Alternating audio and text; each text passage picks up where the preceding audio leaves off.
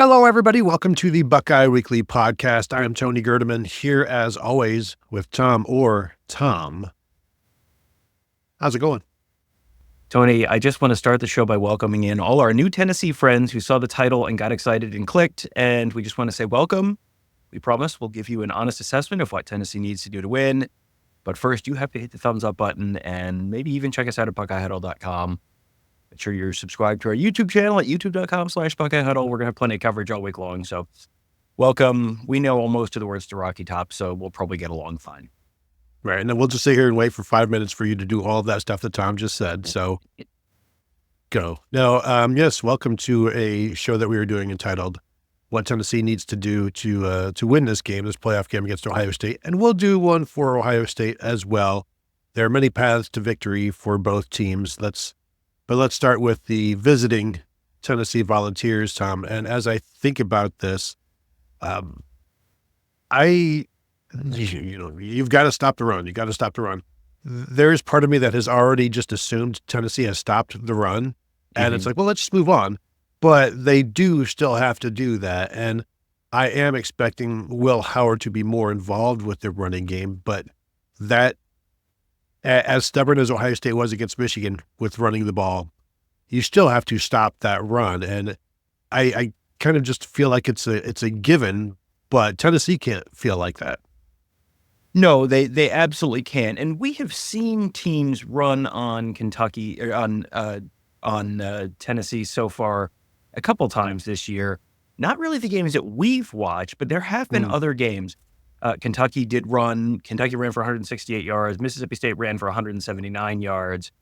Arkansas ran for 137, but it was on 44 carries. I mean, it's not easy to run against Tennessee. No one has run for more than 2 touchdowns on the ground against them in any game this season, and only 3 teams did that. They really are very, very stout against the run. You know, there are spots where that defense is vulnerable, but the front, the defensive front in particular, feels like that's probably the strength of that defense. And the offensive line for Ohio State is probably the biggest question for the Buckeyes on offense. So when you look at that, it sort of sets up like the Michigan game did. I think Michigan's defensive front is probably better than Tennessee's, especially on the interior. The edges might be a different conversation, but Tennessee has a very good interior defensive line. Omar Norman-Lott is a really solid player, but he's not Mason Graham. I mean, he's not Kenneth Grant. So they probably won't be able to dominate the interior of the offensive line, probably, but maybe they can. And if they can control the Ohio State offense on the ground, that feels like that is a big, check this one off the to-do list in terms of getting Tennessee to a win. That's the foundation of all of it, I think, is just stop that and then build upon the rest. But Ohio State has rushed for 192 yards in its last 2 games, the Indiana game and the Michigan game.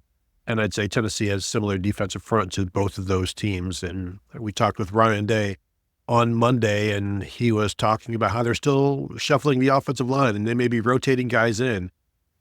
And they've done that throughout the course of the season, and it didn't go poorly. But still, you're talking about rotating guys in when you've got a playoff game going on, and you still don't know what your best offensive line is, and that's a bad place for Ohio State to be, despite the fact that they have a quarterback that can run the ball and 2 3,000-yard rushers in their respective careers. They should be able to run the ball, but they haven't been. And you lose Seth McLaughlin, that's the starting center, the Remington Award winner. That's going to have an impact. You lose Josh Simmons, an NFL left tackle, that's going to have an impact. But they did have the 3-game stretch of Penn State, Purdue, and Northwestern, where it felt like they were doing well enough running the ball, and it was 176, 173, and 173 on the ground in those 3 games. And, it wasn't that long ago that 173 yards rushing for Ohio State was like, gosh, what's wrong? And now it's like, oh, everything is right if they can hit 170 yards. I'm not expecting them to hit 170 yards in this one. And, I think Tennessee will have the right approach in terms of stop that and then contain, Tom, the stuff that goes outside, because they can't just keep trying between the tackles. They've got to get outside. So how disciplined is Tennessee? they need to maintain leverage, that's for sure, because Ohio State has to do some misdirection and some wide stuff. And I think, yeah, you mentioned earlier getting Will Howard involved in the run game. I think that's going to be a very important part of this, just in terms of giving you some diversification in terms of not only, okay, if there's a guy back there, they're going to hand it to the running back or they're going to throw it. Well, you got to add another layer to that threat, and also spreading the ball out. One guy goes inside and one guy goes outside. That's kind of the basis of the zone read and one of the staples of the modern college football rushing offense. You've got to be able to have at least the threat of the quarterback run to force the defense to kind of play everything straight up and not cheat one way or the other. We saw in the Vanderbilt game early on, just the threat of Diego Pavia running the ball opened some things up on the ground for the Commodores. It didn't last, but it was, they didn't move the ball very well against Tennessee throughout the course of the game. But when they did, it was the threat of the quarterback run that really kind of opened some things up. Now, Ohio State obviously has substantially better skill talent than Vanderbilt does, so it's going to be a little bit of a different challenge, but you're going to have to be creative in the run game. You're going to have to we've seen the end around to Jeremiah Smith a couple times. We've seen the end around to Emeka Egbuka. Get the wide receivers involved. Get the tailbacks outside a little bit. You have to be a little bit more creative than you were against Michigan. And I have a feeling that we're not the only ones in Columbus, Ohio, who have figured that out over the last 3 weeks. No, and that's where it's going to be. Arion Carter, the leading tackler, the linebacker for Tennessee, has to be on his game. And then the safeties as well, Will Brooks and Andre Turntine, stopping that misdirection, stopping the stuff that goes out wide, and being that extra defender against the run. They need to be on point. They can't be missing tackles. And so, yeah, you need a short tackling game and effort from the Tennessee defense, because if Ohio State's just going to give you the running game on a silver platter, scoop it up with both spoons, I would say.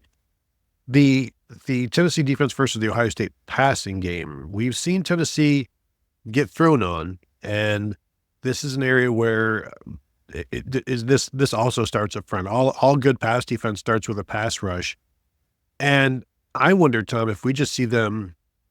We haven't seen Tennessee do a bunch of blitzing, so is this one where they just rely on their top 4 guys inside or at the line of scrimmage, let them rush the passer, drop 6 or 7, maybe throw an occasional blitzer in there, and expect that somewhere along the way, your 4 defensive linemen are going to win a one-on-one and create some pressure with Will Howard as he's trying to find an opening where there's just defenders around. And I think Tennessee is more man coverage in terms of out wide stuff, but how much do they drop back and, just see how patient Will Howard can be while they're also trying to get after him. So I think we've seen those corners get attacked for Tennessee.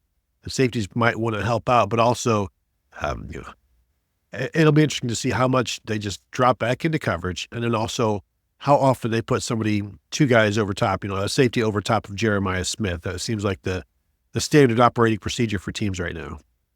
Yeah, virtually everyone, it feels like, has just decided to just bracket Jeremiah Smith in the second half of the season and say, okay, someone else beat us. And Ohio State has a deep enough wide receiver core that someone else can beat you. You're still, if you're bracketing Jeremiah Smith, you're not bracketing Emeka Egbuka, you're not bracketing Carnell Tate. You're probably taking an extra guy out of the box, which opens things up for Travion Henderson and Quinshon Judkins in the run game. So that's not just an absolute panacea where this will solve all of our problems if we just keep Jeremiah Smith from beating us deep. And I'm expecting, as you said, Tennessee to start with, let's see if we can get home with 4 guys. And they don't do a ton of blitzing. They do a lot of twists and stunts up front. And with an Ohio State offensive line that's possibly going to get shuffled from the last game to this game, what's the communication going to be like there on the defensive front if you're constantly dealing with twists and stunts? We've seen a lot of guys come free just because the offensive line is, you get 3 guys blocking one person and then someone else comes free just from pure confusion. I would expect Tennessee to try to do that.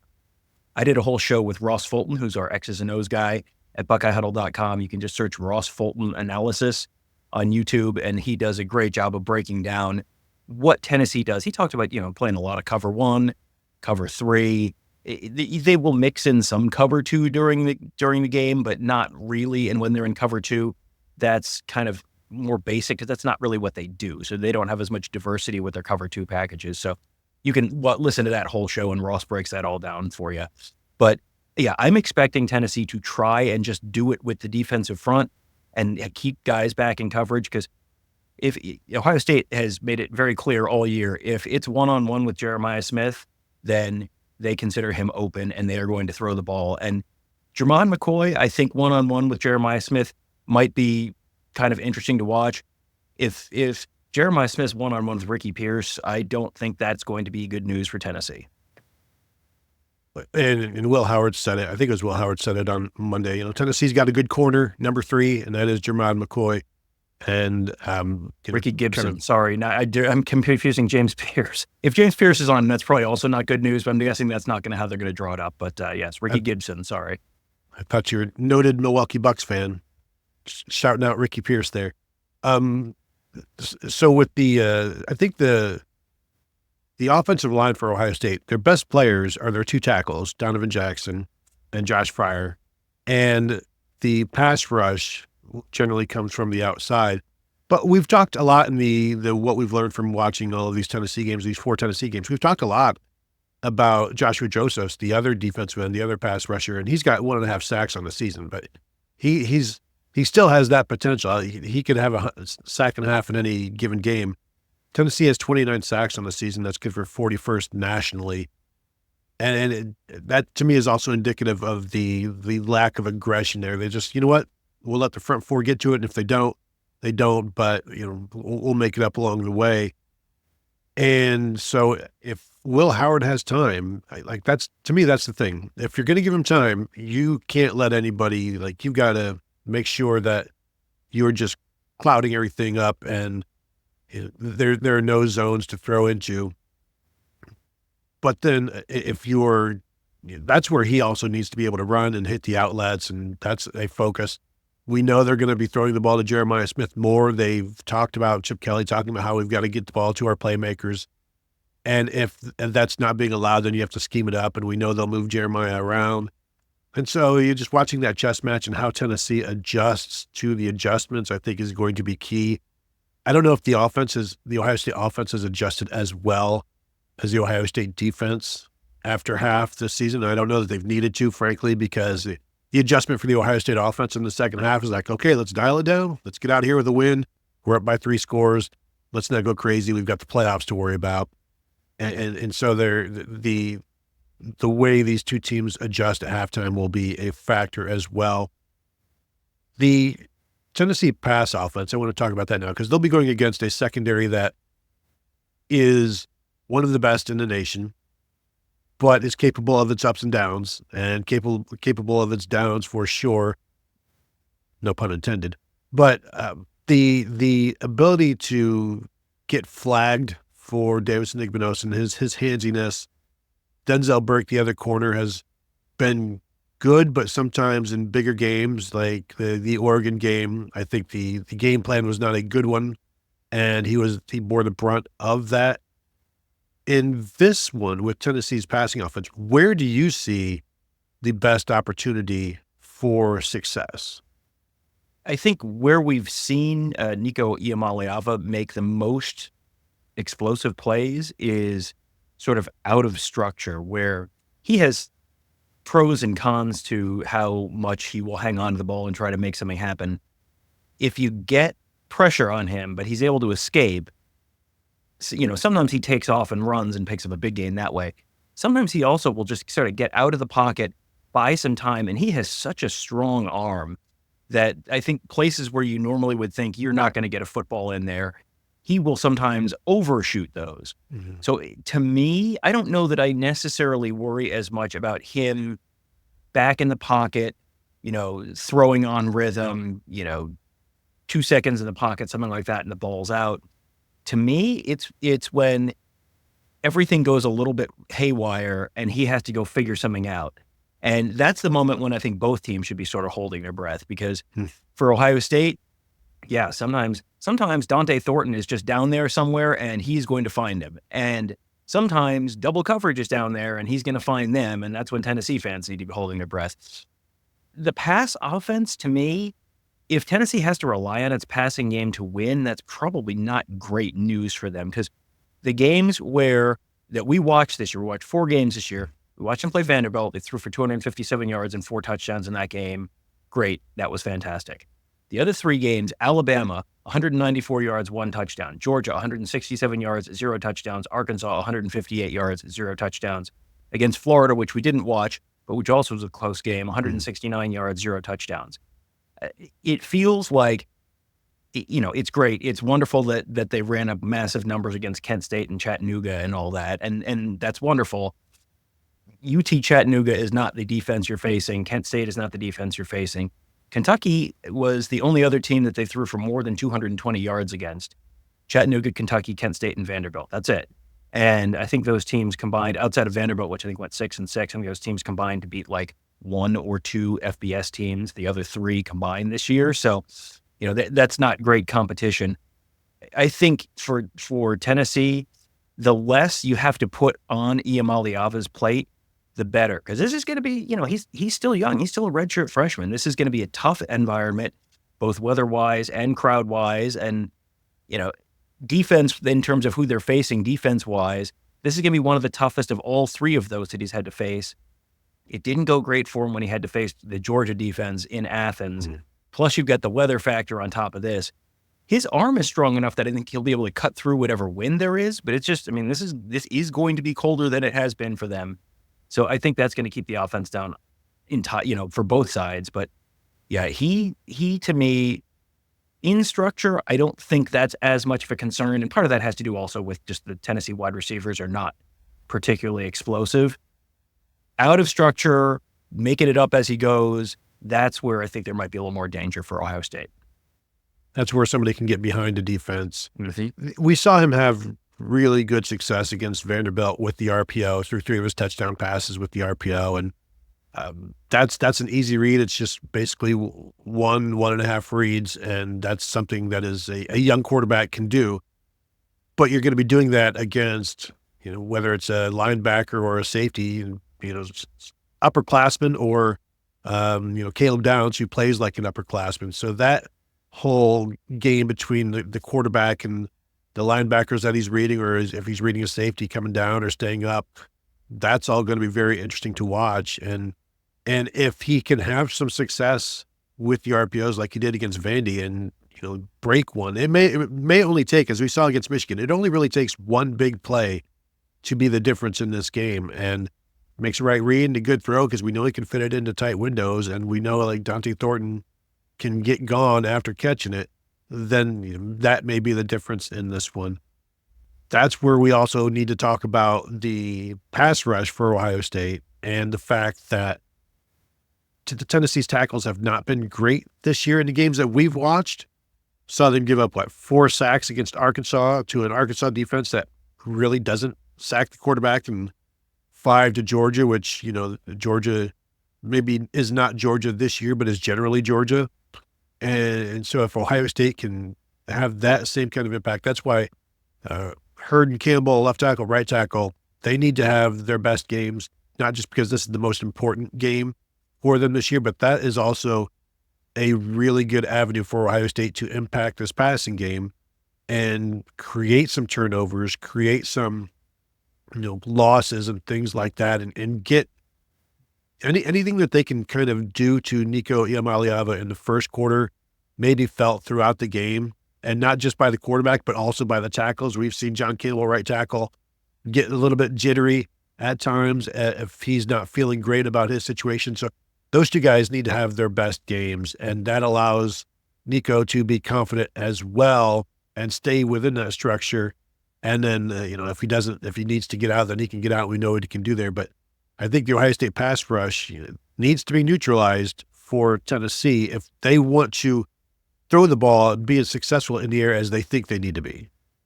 Well, Tennessee being able to run the ball is kind of contingent on Tennessee staying on schedule and not getting themselves into 3rd and 9 or 3rd and 12. If Tennessee's in 3rd and 3, you're going to see a lot of Dylan Sampson, and you're going to see a lot of officiating crews moving the chains. If they're in 3rd and 8, 3rd and 10, 3rd and 12, then that kind of removes Sampson as a threat in the run game. and it puts a lot more on Iamaleava, and it puts more on those tackles, as you said. And yeah, Campbell against Jack Sawyer in particular, that right tackle against Jack Sawyer that's the one that I kind of have circled in my head, where we have seen Sawyer be an impact player. If he gets in there and can get them off schedule, you force a turnover. I mean, all that stuff. That's how stuff snowballs against Tennessee. If Tennessee can just sort of, as you said, neutralize, you don't even need to like win those. You just need to not lose them. That goes a long way, because then maybe you do have Ohio State feel like, Jim Knowles feels like he has to bring in some more pressure, and then you potentially open something up behind where, hey, you bring a linebacker, you bring a safety, and all of a sudden there's a little bit of a gap for Dante Thornton to slip through, and all of a sudden, boom, he's gone. We've seen him go 80-something yards on a relatively short pass against Vanderbilt. You have to have, that all, though, is contingent on Ohio State can't get pressure with just their front four. I think both teams are going to start the game trying to get pressure with their front four, and if one of them's able to do it and the other one isn't, that's going to go a long way towards determining who can win. So if Tennessee can take advantage of the sort of shaky Ohio State offensive line, and Tennessee's offensive line can hold up against, especially, as you said, the defensive ends from Ohio State, that is probably, that checks multiple boxes in terms of getting Tennessee to a win. Moving to the Tennessee running game, and if you just look at one number, Tom, I'm going to tell you this. In all of their games against Power 4 opponents this year, Tennessee, they failed to run the ball 40 times twice. Do you know what the record is in those two games?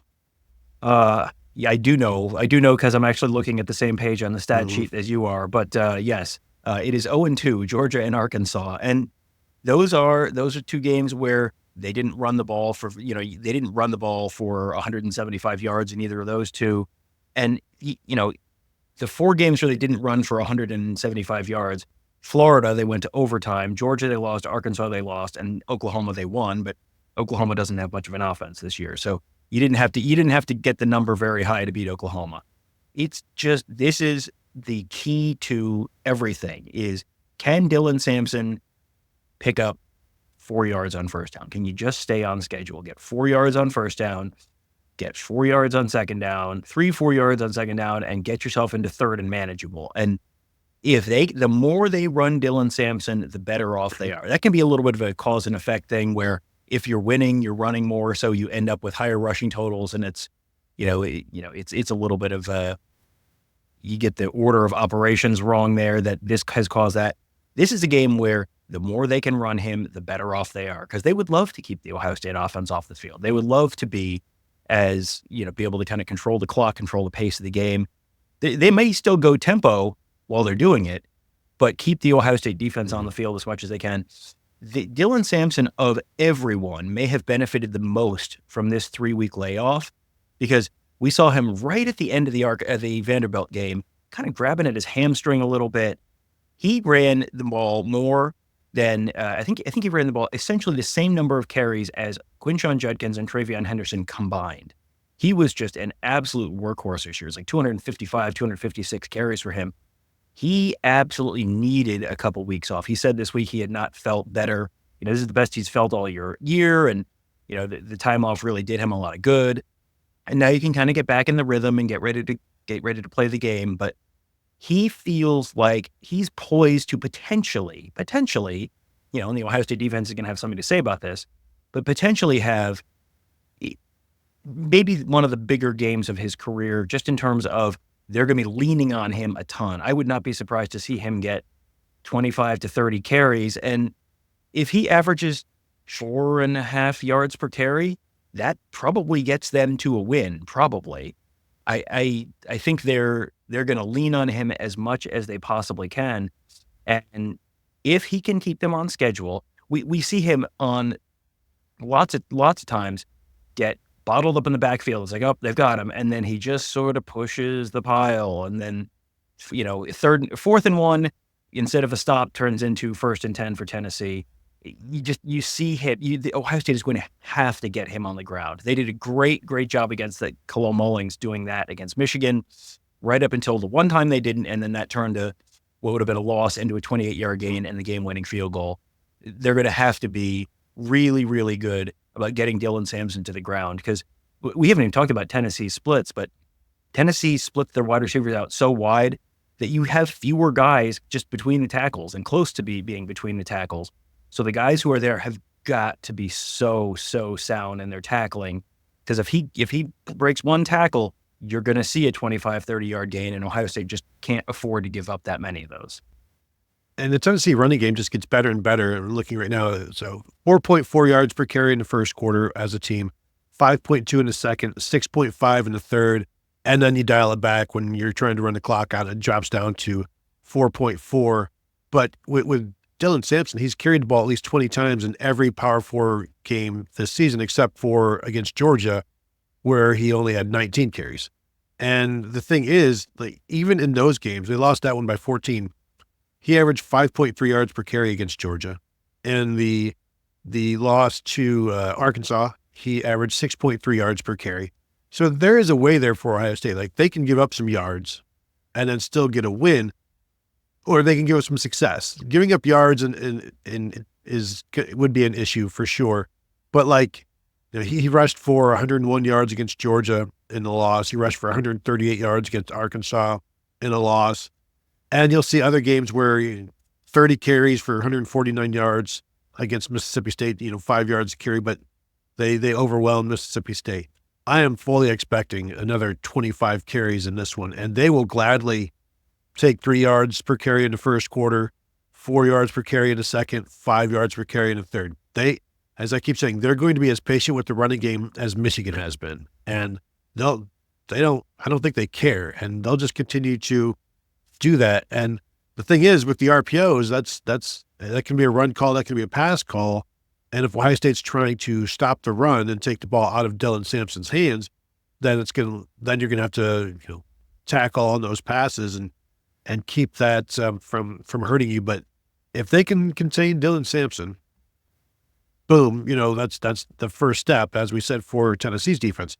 However, even if they don't, there isn't always enough offense the other way for Tennessee. And there isn't always enough, pass defense for Tennessee to, overcome the fact that, Dylan Sampson had a good game, but it was still, a 7-point game one way or the other. Like, there's that running the ball for Tennessee is the best way to success in this game, but it doesn't mean that it guarantees success, because there are other avenues for Ohio State to have some success. And for Tennessee, they need to be a more well-rounded team to avoid those things. But man, Dylan Sampson, he's really, really good. He's really, really tough. He's sound. Like, we saw the one fumble this year, and it was like the first fumble in forever for him.